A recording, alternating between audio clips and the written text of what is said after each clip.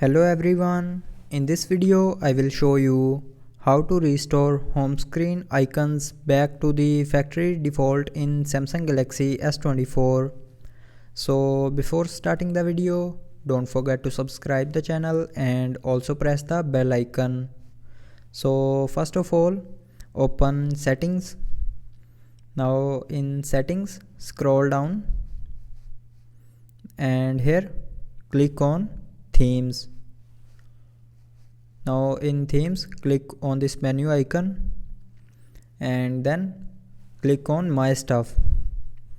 Now here go to the icons bar and in icons tab here click on default.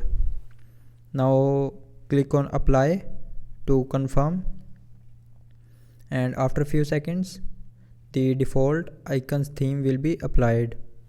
So now you can see the home screen icons are restored to the factory default. So that's how you can restore the home screen icons back to factory default in Samsung Galaxy S24. I hope you liked the video. Thanks for watching.